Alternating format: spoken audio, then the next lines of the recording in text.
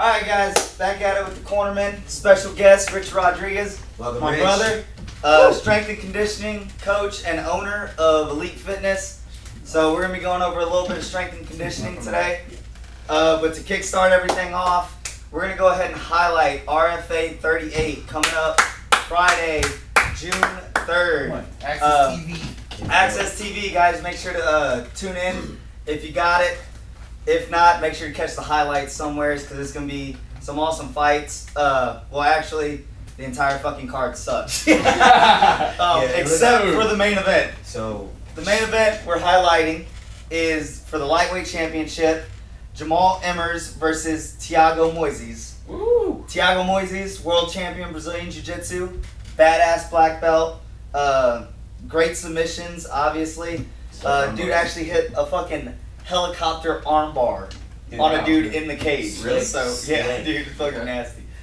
Jamal, I actually know Jamal through Hero Fighting Championship. nice. And he's a really nice guy, number one. Very, very, good Christian, but we're not going to get into stuff like that. But the dude can freaking fight. And he's an all-around fighter, has great boxing, great kickboxing, has a purple belt in Brazilian Jiu-Jitsu. His only losses have came when the fight hits the mat. So the dude got subbed by Ray Trujillo a few fights back. Yeah. He was actually the Hero FC champion for a little while, then missed weight. He won the fight still, but if you miss weight on a title fight, your title becomes vacant. So let's go ahead and what do you guys think? How y'all think it's going to play out? First off, shout out to Access, always putting on Access. awesome amateur and low-level pro fights. That's awesome. I'm going to just go out and say I always give the advantage when you have the striker and grappler. I always give the advantage to the grappler. Yeah. I'm in the mindset that every fight will find its way to the clinch or the ground. And if this gentleman with his purple belt, every one of his losses winds up on the ground and he's in there with a dude who can hit helicopter armbars, I think it's a done deal for that dude. I'm going to go Moises all the way on this. Moises. High-level jiu-jitsu will take high-level striking, in my opinion, every time. I don't think he's that high level of striker. He's middle of the road, man. Yeah, but yeah. he's middle of the road. He's above average. Thiago Moises' striking is Subpar. it fucking sucks. Okay. You can tell he's a jiu-jitsu guy.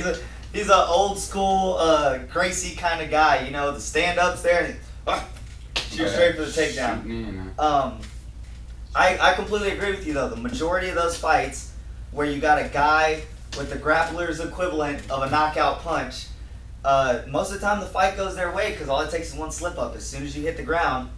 When you're talking about a guy who has a puncher's chance, that's not a really good chance for him. Mm-hmm. Not against a dude who is used to getting control, maintaining control, and then just like eliminating every weapon you have. Anybody who has rolled with a high-level grappler knows that, once you hit the mat, there's no getting up unless they want you to get up. Unless they want you to. And at that point, it's not about winning, it's about surviving. Can I survive until the next time that I'm going to be able to stand up? Can I hold this guy in a position to where the ref will say, okay, go ahead and stand up, and now I get my opportunity again? I'll be the objective one here and go on the record, and I say Emmers is going to take it. Every fight starts standing. And if old boy can't get the takedown, which he's got a helicopter armbar that I never saw, I greatly respect. You gotta his respect that submissions. move, yeah. But I feel like, man, maybe Emmers can get it done. I haven't really seen the other guy fight, so I can't really speak on it. Check this out, bro. Hold on. Let me pull it up right here. And this But way a the fans can helicopter see it armbar, also. though, really? Let me ask Turn you it this way, bro. Check this out. No, Hendrix, I agree So with you 100%. it's only a quick couple seconds because this is coming off of their commercial Okay. right away. Wow. Oh, Okay. Okay, Dude, he's an Moises. animal, bro. I'm sorry for the disrespect, Moises. I'll retract that statement. I'm gonna go ahead and say Moises is gonna win this fight by submission. Maybe. Really? Now you... Maybe Kimura. Maybe Dark. What you got, man? What are the Vegas odds? Oh. I don't check into no Vegas odds, man. I'm going with the underdog. You're going with Jamal? I'll go with Jamal. He's going to go with Good Jamal. shit. I go ahead. No, I want to hear this. I personally, I think I've seen Jamal fight. I haven't seen too much of Thiago. I like Jamal in this fight. I think Jamal's going to stop the takedown. I knew the striker was Little going to go with the bias. striker. Go ahead. Little bias. Tell me why. Okay. Okay, I I think he's going to be able to stop the takedown. I've seen Thiago fight a little bit. All I know is the dude does not have very good shots. Okay. He's a guard puller. So you say he's not going to get in very well. No, he's not going to get in very well. I think Jamal stops it. I think Jamal lands a couple of nice shots. Thiago's going to flip, going to start shooting, telegraphing those shots. What, maybe a And knee? I believe it's A going to be knee? a knee Okay. down the pipe that ends it. Just like I called Jeremy Stevens, Hidden Burrell. I called it, man. You're gassed You called up. the You're gassed uppercut, up bro. on that hidden I called the uppercut on You it. called the Just chill out. I called the uppercut and caused the fight And changing. you lost the main event. Yeah. But I won the other 5. So I won the main event. That counts for 5. Let me ask this question then. Hypothetically, we're talking about styles, striker versus grappler. Say there's an injury thrown in there, because we don't know Okay. What they're really, dealing with. we don't know what they're dealing with, what they're coming into, right? So hypothetically, the injuries on the striker's side of this fight, is the advantage still with the grappler? Does it go to the striker who's injured? If the grappler is injured, does that change things and throw the advantage somewhere else, right? Yeah. I believe that an injury hurts the grappler more. And it somewhat depends on what kind of a striker you are. If you're a primarily kickboxer and you hurt your ankle, yeah, you still have somewhat boxing, but kickboxing, boxing, that's a completely different game. If you're a boxer and you hurt your ankle, it doesn't really affect you as much because you still got your punches. Okay. See, and But what about your movement? as a grappler, see, that's the thing though. As a grappler, movement's more important. Okay. Okay, because you know you Transitions. can plant your feet in the ground and still throw a solid punch. Where as a grappler, to even shoot him for a takedown, that's a lot of movement. That's a lot of explosiveness, and injury can take a lot out of that. And then once you hit the ground, you know, say you got a slight tear in your knee or something like that, that's Yeah. gonna hinder a lot of Yeah. your movement You're on like the a ground. dead fish in the water. Absolutely, you have something messed up in your arm. That Your takes a guard, ligament, Your control, you know. your Yeah, right setting up there. your submissions. Everything. That's going to stop you Transitions. from locking down a hip or locking down a head. It's An going to stop you arm. from passing a guard. Isolating a piece of the body. I feel like injuries hurt the grappler way more than it the hurts striker? the You striker. have a point Absolutely. there. I mean, unless it's obviously like you got a boxer and he's got a broken hand. I mean, that's pretty much. But if you take the same injury you just used, a tear in the ligament, right? And you have the same concept. You see what leg kicks can do to a puncher. Yeah. When you leg kick a puncher 5 or 6 good times. They have no power. Yeah. Their movement's messed up. They No can't cut angles like they want to. Yes. Same concept. That's true. I personally think it'll affect striker more, because if you have a leg injury where your movement, your angles, your power is gone, where it's same thing. You have an upper body injury without same concept. You lose. You know your elbow's hurt. You lose power in that arm. You got kicks. You got your jab. Yeah. But think about blocking a kick with that hurt arm also. That's Right. very You want to true. block it with your head or with your hurt arm? If you're Jamal, You don't know Emmers- too much about blocking kicks now, do we? If you're Jamal, Oh gosh. if Let's you're not get Jamal on off Emmers subject. and you have that injury and it takes away your movement, you're talking about a guy who doesn't have any striking. He's not afraid of losing that move. Yeah, Right? Like yeah. who's afraid of his noises if he doesn't have any real stand up with the movement. This would be interesting. I'd like to see him. Obviously, I want to see every fighter step into the cage 100% healthy. That never happens. Mhm. So we'll see. We'll see fight night. You know what worries me the most, man, is I've seen so many great fighters that because somebody's so dominant at one thing, it completely takes away from what they do. And I'm going to use Ryan Spann as an example. He fought for the title against, some world champion in Brazilian Jiu-Jitsu. Okay. Ryan Spann easily was the better striker. Yeah. If it was a kickboxing match, Ryan Spann knocks him out. Okay. Ryan Spann gets so gun shy that this dude's gonna shoot underneath his punches. He doesn't throw a punch the entire fight. And what happens? The dude just closes the distance, backs him up against Cates, throws him down, submits him. Damien Mize. So type stuff. yes, exactly. You get guys that get super gun shy, and I don't understand this as a spectator or as a coach. Don't worry about what the other guy's got. Worry about what you're gonna do. Yeah. That's the way it needs to be. If he's a great grappler, that's wonderful for him. Mhm. I'm a better striker than he is. I'm gonna go Yeah. knock him out. If he's a better striker than you, that's great. I'm a better grappler. If my hands touch your leg, I'm taking you down. I'm finishing the fight. Yeah. I think fighters need that kind of confidence every single time they step in. I think that, we're in a time in 2016 where you have some of these pro fighters who are introducing mobility and movement coaches, and we're introducing these new kinds of workouts Mhm. and training, very few fighters mention how many of these folks actually employ sports psychologists. Yeah. And I Great mean, point. I, as an athlete and as a fan of Georges St. Pierre, I remember back in 2010, 2011, when after he lost to Matt Serra, the first thing he went out and did was he went out and got him a sports psychologist because he said Serra beat him mentally when he cracked him with that first shot.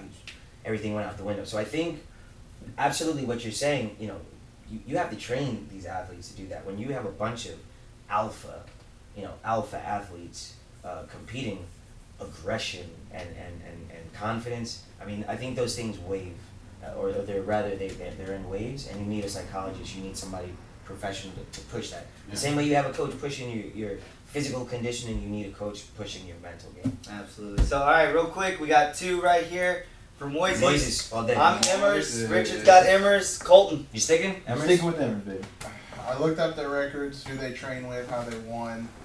I gotta go with Emmers. Moises only submitted people who had like 6 or 7 submission losses. Probably heavy strikers, not very great. Small Emmers is okay on the ground. I don't know if he can survive, but I don't know if it'll get there. Do you think he's He's got well-rounded some heavy enough? hands. Okay. He's got 2, 3. He has a rear naked choke, as a matter of fact, but he's got 3 TKO stoppages.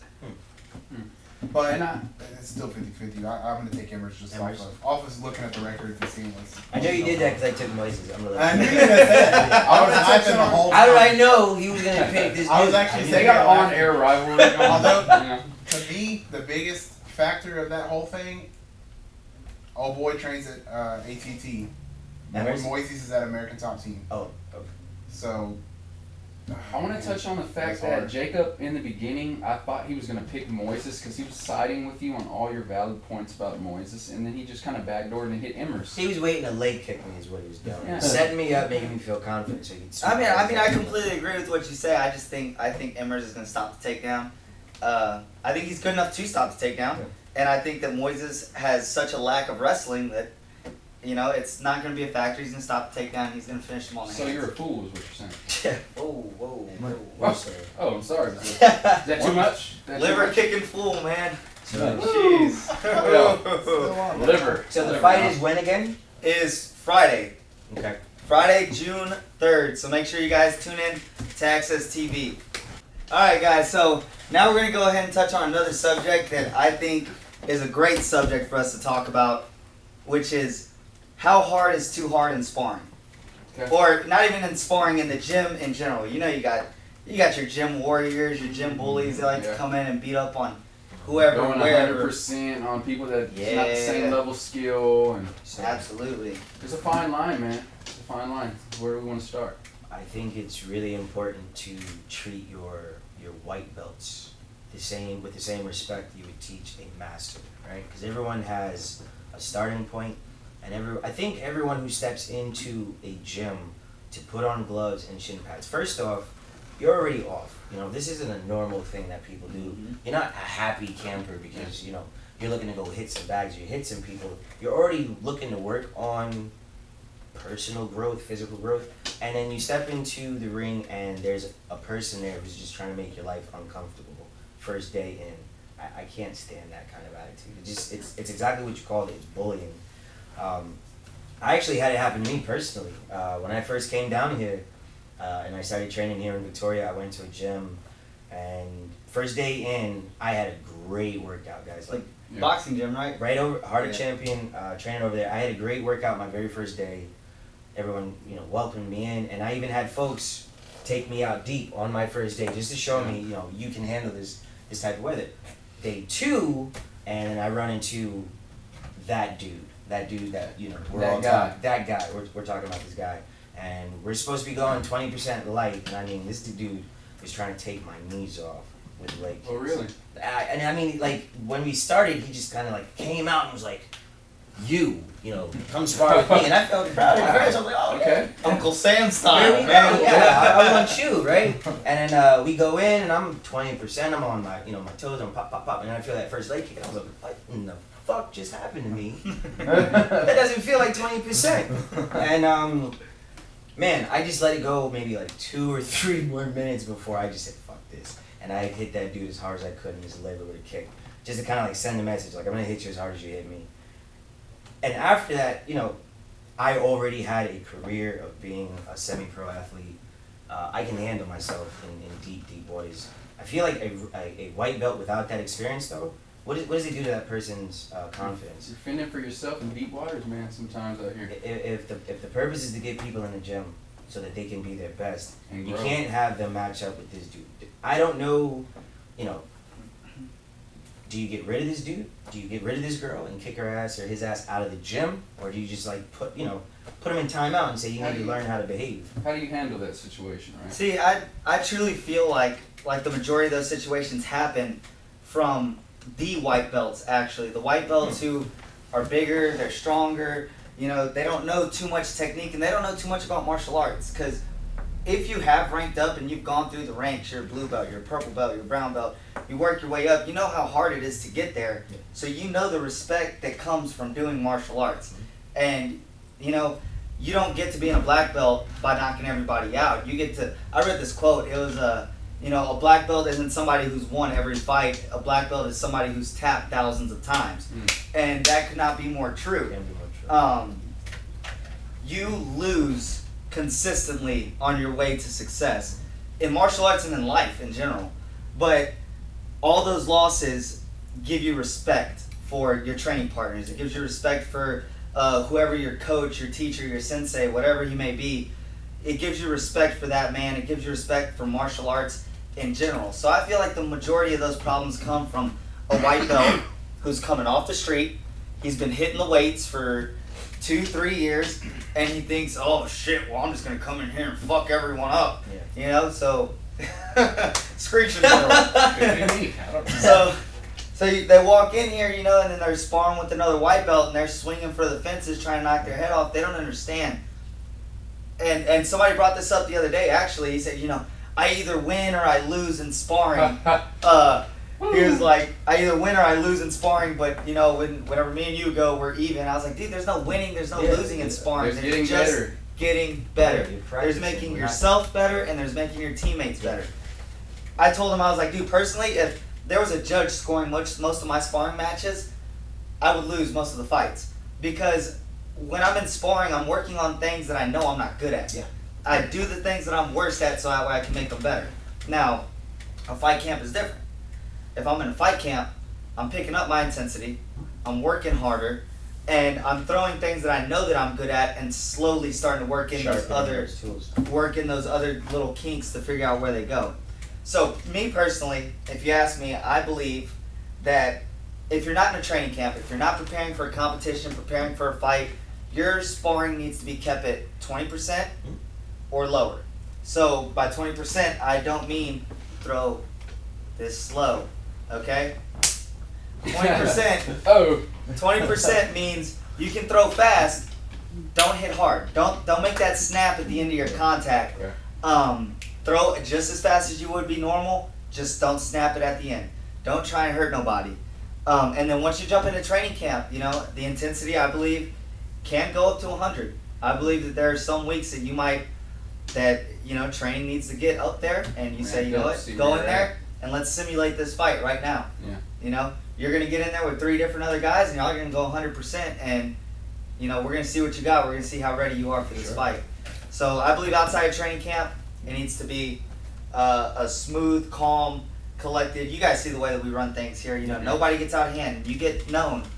You get told at the beginning, you get out of hand, somebody better than you is going to step in, and they're going to show you what's up. So let's speak on how you were just speaking upon it. Let's touch a little bit more though. How would you regulate that type of situation? You know, say you got a guy in the gym and you're watching from afar, like yourself. You do most of the coaching. You and Hendrix. Say you see a guy and he's ramping it up and he's doing with multiple training partners. He's kind of acting a fool. He's snapping punches. How would you go about dealing with that? Take care of business. The way that we normally do it is we give a warning. Okay. We'll go up to him. We'll say, hey, you're going over 20%. Keep it at 20%. You make sure to phrase it. I don't want to have to step in. Yeah. When really, I kind of do. I really kind of do. I kind of guess that you know, I feel it a little bit. I'm like, man, please get out of here, bro. But you phrase it. You tell them, you know, I don't want to have to step in. Yeah. Please lower your level down. If they don't lower it down right away, and I will stand there and I'll watch the rest of the round. If I don't feel like you lower it down right away, Sick 'em. when the next round comes around, I say, hey man, let's go. Come on.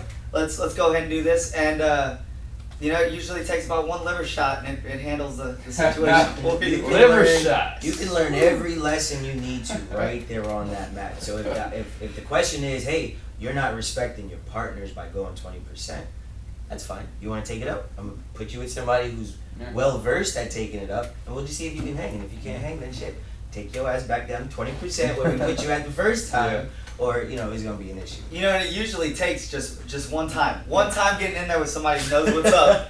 And like, dude that you were talking about, bro. Yeah. So that was a consistent problem. Whenever we were training at the boxing gym, you know, working out and stuff, it was a consistent problem. He liked to pick on people, you know, this guy's a new guy, I'm going to go and beat him up. Yeah. So we did, we said, okay, you know what? That guy used to be in the Olympics for boxing, bro. Why don't you go ahead and go around with him?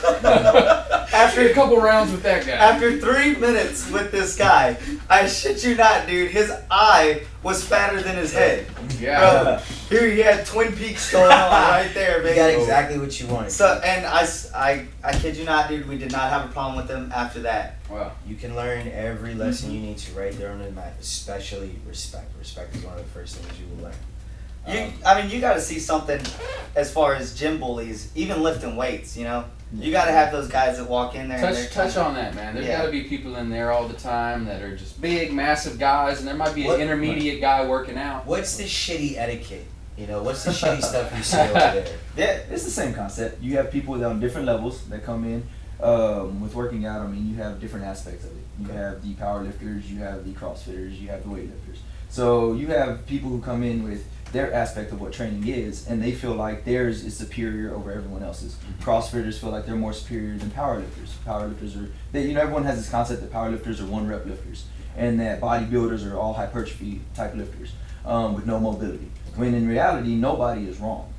Every sense of lifting is good in their own aspect. So you'll get people that come in, they're bodybuilders, and think, oh, well, I'm just going to lift more than everyone else in here, and they have that same mindset. But it's the same thing. You have, as a coach, it is your job to lower them to the level of everyone else, or bring someone who is above them and allow them to see what we're really made of. It's the same concept, yeah. I mean, you can go in there, and that's great that you can pump out, you know, a higher one rep max than us, but try to push a sled for 25 yards without throwing up. Yeah. You know what I mean? And, Yeah. It'll put you on a whole lot. It's the same point. concept. So, it's the same thing with us. Sink them in deep waters. I like that, dude. It's the same thing. It's interesting that you touched on that because we've been talking. The question is, how hard is too hard when you're in practice, and we've only been talking about the gym bully so far. What about the gym standout, the workhorse who's in practice, the guy or the girl who's preparing for the event in 4 to 6 weeks, and they're just going hard the entire time. Maybe it's a self-imposed injury. Maybe it's just shit luck. And They want to get the most out of You know their what I mean? workout So, or something. And I'm just gonna send that around because I really want to know, how hard is too hard when you're preparing for the event, right? Me personally, this is why I like time between fights or time between events, because those 8 weeks, they've got to be hell on you. Because I say it all the time. What's the 8 weeks? What are we talking about? 8 weeks, like a training camp, Like a preparing training for camp. that event. Especially if it's MMA, kickboxing, boxing, you got to have a camp. Okay. You absolutely have to have a camp. And those 8 weeks have got to be hell on you. If you guys think that being a mixed martial artist, being a boxer, a kickboxer is something glorious, I dare you, step into that 8-week camp and you'll see just how glorious it is. You will get beaten down. You will be broken down. You will cry in the restroom for 20 minutes and try not to show it. And I say this because that was me. That was me. I took a hellacious ass whooping in my first training camp. Was that training camp 8 weeks? It was an 8-week camp. I took a hellacious ass whooping with my boxing coach. We sparred. I went to the restroom and I cried for about 20 minutes. Came back out and I was like, man, dude, there was blood everywhere. I just couldn't get it away. I tried to play it off as best I could, right? But he knew what was going on. Those 8 weeks, you have got to be the nail.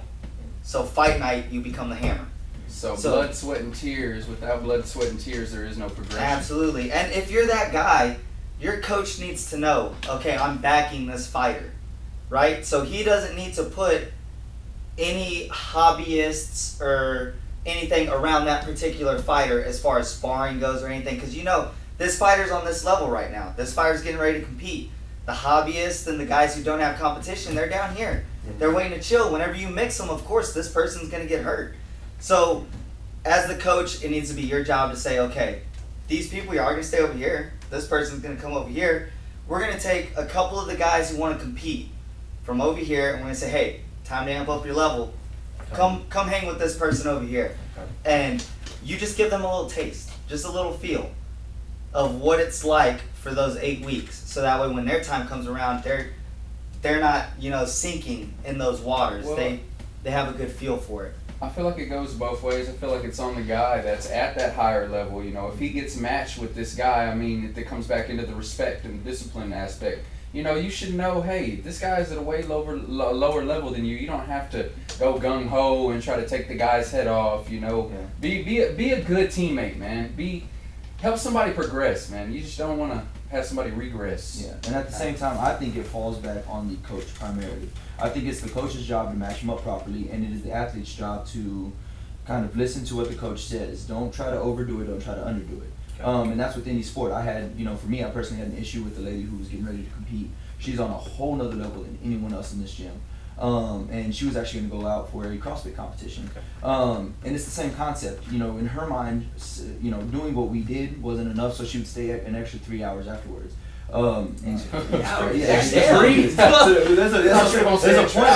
point where you're doing too much, since we're coming back to where you're doing too much to yourself, and you got to realize that it's quality, not quantity. It's, within those 45 minutes that you're there training, you make that the best 45 minutes. You do what your coach says and nothing more. And the same concept that y'all put, if someone matches you up and your coach says, hey, you're going 50% with this person, you go 50% no matter what level they're on. It's your coach's job to coach you. It's your coach's job to match you up. To go along with that, though, and just kind of touch on what you're saying, if it's that same situation, you have a gentleman or a lady preparing for an event, and you're bringing a bunch of folks who think they want to fight, and you're saying, hey, come meet this person over here. That person's in camp. They're coming to see the camp. Camp means aggression. Camp means laser focus. If I'm laser focused, I'm not thinking about your level. You're coming to spar with me. You better be fucking ready to hang. Okay. Yeah. I just think that when the blood is out, you're in camp and everything is on the line. You're miserable. Training sucks, and you finally get a chance to let it out. Those folks who want to come see this, I don't think they need to be. The difference can't be this much. Yeah. Because they're gonna get swallowed. Which is why it's the coach's job to match them up evenly. Yeah. Your coach cannot bring someone, from this level and this level and expect this person to bring their intensity down in their camp. Yeah. You can't do that. Yeah, True. that makes sense. That's what I was gonna say. What you were saying, if you do get matched up with someone, I wasn't really thinking about camp, but as far as training goes, like maybe they go hard, but they pull a shot that could potentially hurt you because they see it, but still let you know this was here. Every time I look for it, you need to cover it. I was training with Kobe. He could have thrown a head kick on me every single time because he baited me every single time. And he told me it was open, watch out. And he was like, it was there, you gotta be careful. Only a higher level person would have been able to show you right. that, right? Yeah, and I told him, I was like, I'm glad you didn't hit me with it every single time. You know what I'm saying? I was like, but you could have thrown it at least once. I would have been like, oh shit, I need to get my Real quick, dude, I want to give a shout out, dude. Clay Mullins, bro. That dude right there. Yeah. Clay, man. Clay dog. Hey, every one of my training camps, dude, like, my level's here, and, he wasn't afraid to come from here all the way up here, help me out. There was a couple times that we had 10-round wars, dude. We went at it, and he got beat up pretty good, but he stayed, he stayed around. He kept pushing me throughout the entire camp. So he's a great guy, and that was back in my earlier days. I was a little animal back then. Let's talk about a training injury that just kind of came up here, right? So we've got UFC 199 coming up. Okay. Rockhold and Bisping 2. Rockhold just reveals that he's got a torn MCL. Am I right? yeah. So here we go. Luke Rockhold out of American Kickboxing Academy has a horrible history of not getting fighters to the goddamn event. Yeah. They're known for going super duper hard in training. Yeah. I mean, the injury bug in that gym has hit everybody. Khabib Nurmagomedov, Daniel Cormier. How many times has Cain Velasquez not Cain made it is to the full down. event? Every single name I'm talking about, AKA, and now the new boy, or rather, the new champ, Luke Rockhold. Here we go with another knee injury, 2 weeks out from the fight. Yeah. Not even. He's 3 days from the fight. Yeah, At this point. yeah. No, 3 3 days. days. 3 Dude, days. so how hard is too hard? Should he have been sparring? Should he have been doing what he was doing when he was doing it, right? When do you start to taper off? When you start to wind down and not so much live sparring, risking injury. I'm going to throw it out to the coaches. When is the right time? There's thousands, hundreds of thousands of dollars on the line. There's a championship title on the line. There's your legacy because this is the rematch. When do you start to taper down to avoid these injuries? I'm going to throw that out. I say, me personally, from mixed martial arts, and I've talked to some high-level coaches about this too, and the thought process is the farther you are away from camp, from the actual fight, you're gonna go lighter. It's crazy. Everybody thinks you go harder at this point, That's what I was going to say. and then you taper down to going lighter. You go lighter at this point, but for a longer period of time. As the fight gets closer, that longer period of time comes down, but your intensity raises. So by the week before your fight, you're having your last sparring session, and from what I hear, they want 100%. I feel like in that's that a last- little much, and that's a little close, And man. they want that to be your fight simulation right there. Okay. That last week before the fight, that's your fight simulation. And I somewhat agree with it. I somewhat truly believe, because that's how you peak your body. You need to be peaking at that right exact time, but on the other hand, that is a huge risk for injury. Yeah, what's the risk and reward factor? If you look at AKA, that's the question though. How many world champions have they put out and amazing fighters have they put out? But look at how many are getting hurt. Yeah. So it has its proven. It's like Shootbox. Look at Shootbox. Shoot the box had the same shit. They were putting out world class high level fighters, but they were sparring hard every single day. So by the time that they're 30, their chins are gone. They're getting love tapped and it's just crumbling. Chuck.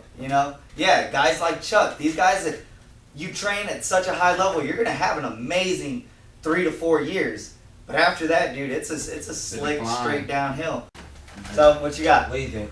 Alright, so, talk one more time, so like I said. Okay, oh yeah. Can we after that? No, just go. No, I honestly think in this sport, injury is inevitable, no matter what. You're in a sport where, like I said, 50% of it is pulling and tugging and making the joints and body uncomfortable in general. So I think injury is going to be inevitable no matter what, what form you take or what style of training you do, how you choose to peak or taper off. But just, I can only speak from a training, from a training point of view. And with our training, like I said, we're in a 12-week program every time we go through. It's very similar to y'all's 8-week camps. And it's the same concept. We do what's called linear periodization. It's the same format that y'all do. As we start off with higher volume, less intensity. As you increase, you decrease the volume but increase the intensity. Same concept as y'all have when y'all fight. And you want to hit your peak or your 100% the week before your competition. And then you deload right before. And it's the same concept that y'all have with y'all's fighting styles. I'm not saying I agree with the way these sports combine, because I think fighting you're at much higher risk of injury than you are lifting, any kind of competition that we do. So as of in a training point of view, I know for us we do train up to like I said, right before the week before we're hitting 100%. Same concept. But fighting, I don't agree with that. 100%. 100% the week before. Just sounds like 2 fights. It sounds like a fight the week before and then a fight the damn week up. And then you're fighting your weight cut. Okay, so what's You your know? take on fighting and the tapering off on the fighting, like you said?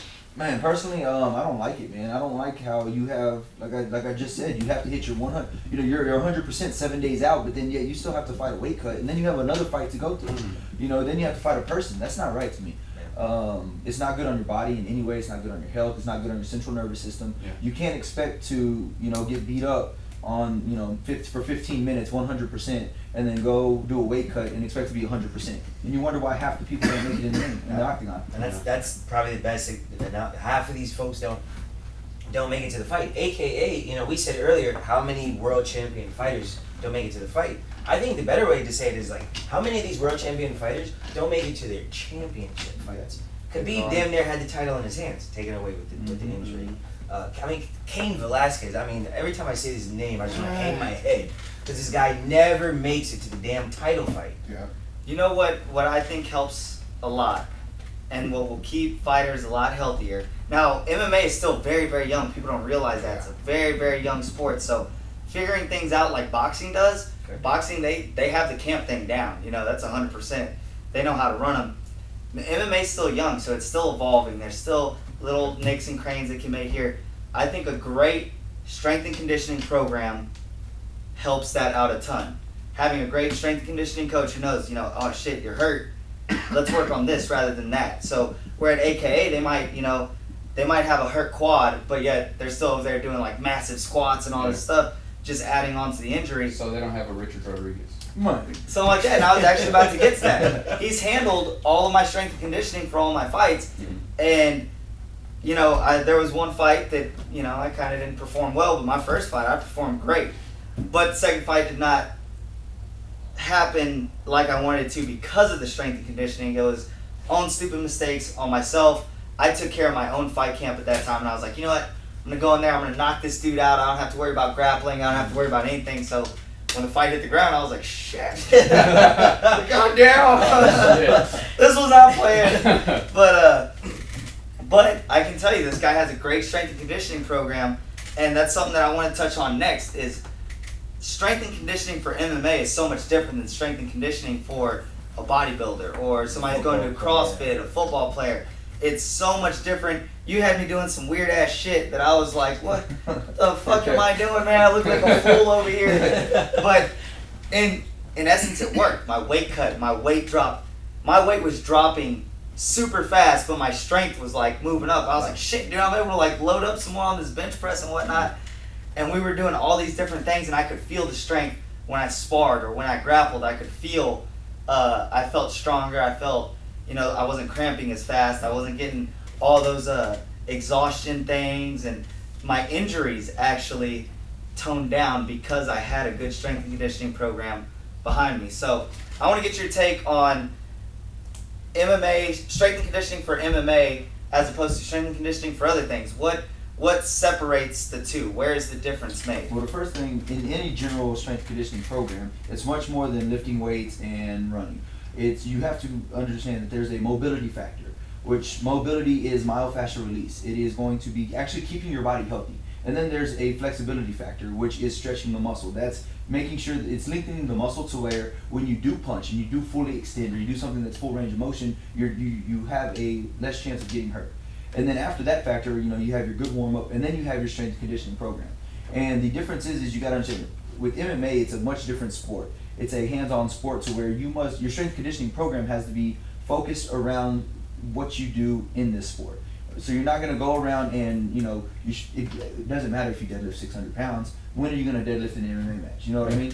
It doesn't matter. You must work around the focal points that you use inside the cage. On top of that, you have to take care of your CNS, your central nervous system, and you got to understand, anytime you're lifting weights, your body aligns these things called neurons that allow your body to basically get used to lifting really heavy in that one position. So, you know, for you to, like, once again, for you to have a 600-pound deadlift, to align those neurons within that and to be able to deadlift that much means absolutely nothing when someone has a closed guard on you. You know what I mean? It's not going to do anything. You're not going to be able to stand up and pick them up. You know what I mean?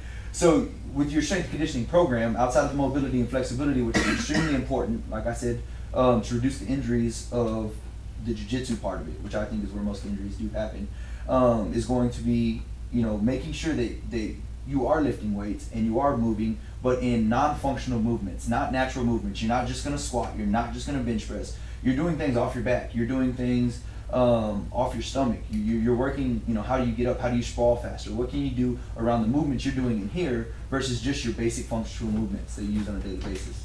That's awesome. Now, Hendrix is certified in speed and agility, so I want to get kind of your take on the speed and agility factor as far as that pertains to MMA.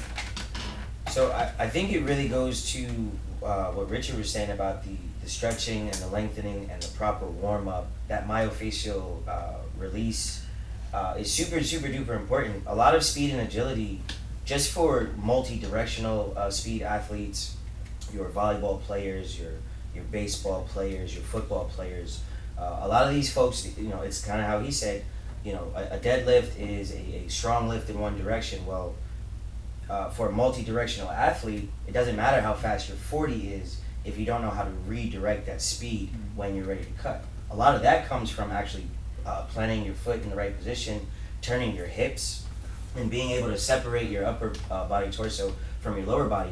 All that stuff is, like you said, that's central nervous system stuff. It's teaching habits. It's teaching those quick twitch responses and reactions to those movements. So for an athlete like me, I'm pretty dope and I'm pretty fast.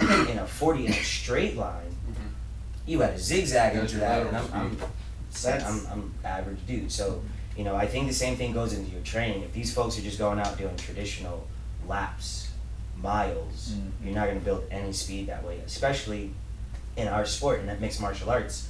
You're cutting, you're juking, you're faking, you're moving in a circle, you're moving in a half circle.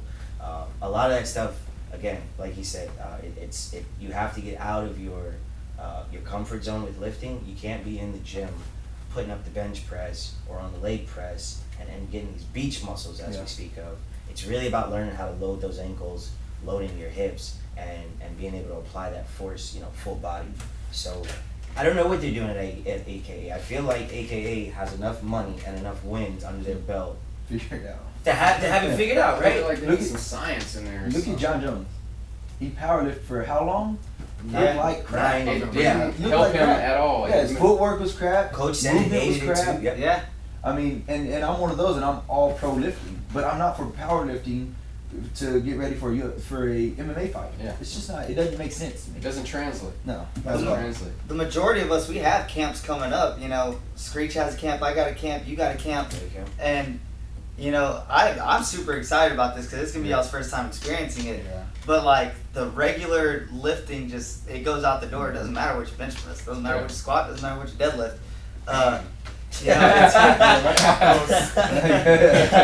Like combat sports is so much about agility and being able to be, not agility per se, I mean agility does matter, but being agile as far as your body has in there, your body has to be able to move in ways that somebody else's body can't move. And I love the program that he puts together because we work on things like that. Yeah. A lot of the movements that we do are some like gymnastics, crazy shit. I'm like, you want me to do what? You want me to do how? Backwards? Like, what the shit is this? Yeah. But it works, man. It's freaking crazy. So, I mean, you had something? Go ahead. Damn, I don't know. I was gonna ask, do y'all feel that the conditioning aspect needs to be more emphasized depending on the person, or strength? You know what I'm saying? You got guys like Yoel Romero. Okay. Obviously, his sample came back and it was something he took. But creatine he's and a shit. 39-year-old dude who looks like a 21-year-old. Yo, and his conditioning falls short mid-second round, maybe. Maybe 3 You get minutes Hector at Lombard. first. You see these big guys. Hector. Do you think that the strength, being strong, is better, or being able to use that Carrying strength? that much muscle. Right. Like, you see these big guys, and then even take in, you see the guys, but then you see Chris Cyborg, who is arguably the most shredded woman at 140 that you'll see fighting.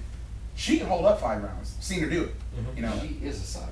You know what I'm saying? But then you get the dude that's like, I think the names you Yoel. mentioned, Hector Lombard, first round and done. yeah. Yoel Romero, a round maybe and a half. And Ubreen, done. when he was just roided to Yes. gills. Hogan, And, no, and yeah. you notice that Overeem now has lost all that muscle mass, and I Right. feel like he's become a better martial artist. He's holding again. up better. He's throwing stuff better. What's the balance? Well, and I remember someone once saying, I'm not gonna win my fights because of conditioning, but I will lose them because of it. Who said that? George St. Pierre. That's a Yes, great- and great it's very quote. and it's very true. So outside, I mean, to me personally, I think there needs to be a balance. But strength is not going to translate well in MMA in general. Right. It doesn't matter how strong you are. If someone is more technically sound, they're going to dominate. That's just the way it is on the hands or on the ground. I know that from experience. You know, I can go and lift all I want, and I come back in here and Nick Hogan puts it on me every second. So Yeah. it doesn't matter. You know, so for me, I would much rather, like you said, you see fighters fight better as they tend to lose a little bit of muscle mass, which is good, and then they allow their body to be able to. They use the oxygen a lot better without that muscle mass. You It's know, the oxygen. yeah, exactly. That's all it is. It comes down to the way that their body handles that oxygen in their ATP system with their energy. And that's really what it comes down to, man. So I would much rather have a conditioned athlete that can go 5 rounds than someone that's trying to knock someone's head off from the first. Same with Roy Nelson and Mark Hunt. Yeah. Both dudes. I mean, Mark Hunt Heavy has dudes. the craziest Samoan strength you've ever seen. Ever. But I mean, you ain't taking him 5 rounds if he's gonna be good. Yeah. You know what I'm saying? Or me, you know what I'm saying? You give me a solid 2 After minutes. the program. After Richard Rodriguez, man, let's give a shout out to Elite Fitness one time. Shout out to Elite Fitness all day. Tyron Woodley is a dude who's been criticized about his physique because he's a 170er, but from a distance, this guy looks like he's 205, 220. I met the dude. Good size on him. I'm sure he's the size of a house. I'm sure. He was almost as wide as me. Double wide. I believe it, You know what dude. I'm So saying? he's been criticized heavily about his physique, but he's one of the fighters who hasn't Works. looked Yeah. like he's gassed Yeah. in that ring. You know what I mean? Like Yeah. he can go. I don't think I've seen him go past 2 rounds lately, honestly. Nah, it's been But it's a good 2 rounds. You know what I Yeah, mean? no, Maybe it's it's from it's his 2 rounds background, because he's because he's a wrestler. fighting. Yeah. You know, Yeah, Tyron's got that wrestling background. I think maybe it doesn't play a part. I think a good solid strength and conditioning program plays such a huge factor because, you know, if you're going in and you're lifting heavy all the time and you're getting super sore and stuff, and you come in to your technique work the next day, your technique's not gonna be the It's gonna be same. shit. Being super sore, you're gonna be moving slow, all this. And that's one thing that I loved about the program he put together my past couple camps is I can go and work out hard and I know I've burned at least 1,000 calories up in there. But I go into the gym the next day and I go do my rounds on the bag or my rounds of sparring and I'm not feeling the soreness. I'm feeling loose, flowy. You know, I can move the way that I want to move, still while getting Your stronger. mobility getting is not better. affected. Yeah.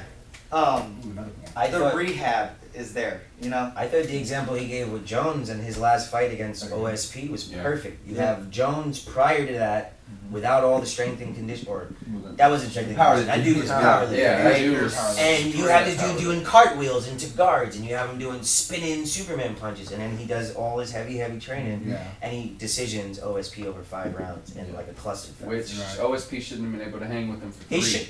Can we say that? Are we going to say that? 'Cause They're I would want not OSP the shouldn't have same been able to hang. caliber fighter. They're not the They're same not caliber. the same He caliber. did No show- disrespect. To OSP. Right. No disrespect. You're a 90 GSP. I mean, Bones is at 100 on game night. Yeah. Fight night is Yeah. always 100. OSP definitely showed he's better than we thought, but he's no. You ain't John Jones. Yeah, Jones. Arguably the best fighter in He the shouldn't world. have been